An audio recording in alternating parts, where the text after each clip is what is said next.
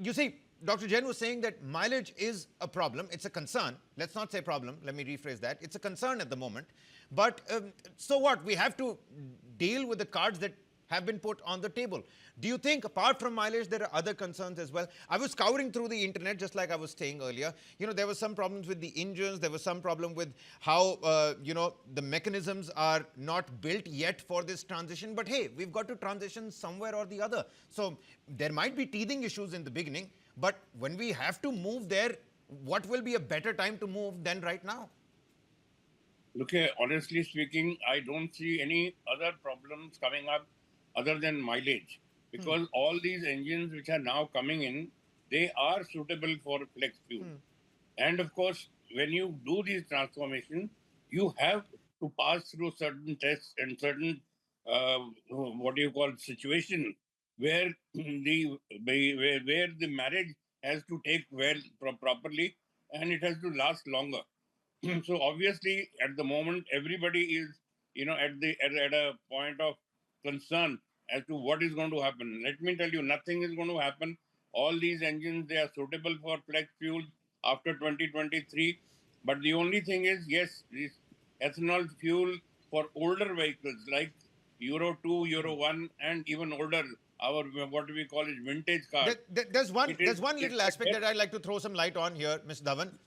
Fuel stations, they're offering, lower ethanol petrol as a choice for owners of older vehicles. We're talking about whether a full transition is inevitable or is it even possible. But I'm talking about the option and the choice. We don't know what's really going in the cars' tanks. Should there be better transparency on that front? Maybe that's going to increase the confidence of, the common man out there. You see, actually speaking, it is going to take time.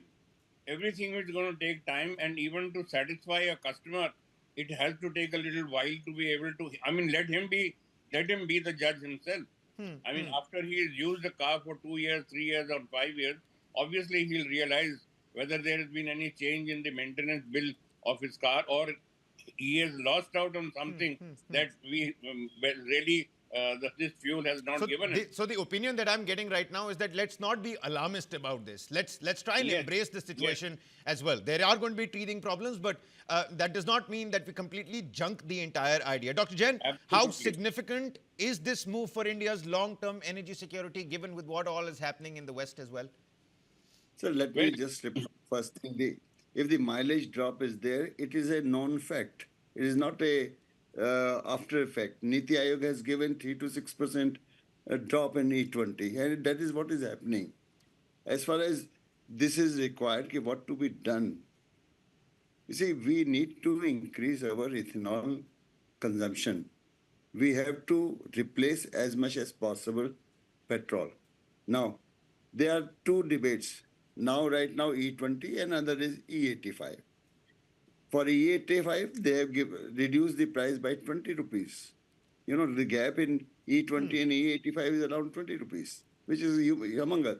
That will take care of the mileage drop and All other right. things. Now, one more thing. Yeah, yeah. E85 is present vehicle crop is not capable to handle E85. That is why only the government, OMC, has put up 50 petrol pumps only. And within 2 years, they will put 5,000, whereas the country has 4 lakh petrol pumps. So you can imagine that The government is company is also also taking, the government is also taking very small, slow steps. yes, those steps, Easing yes. the entire crop vehicle into that.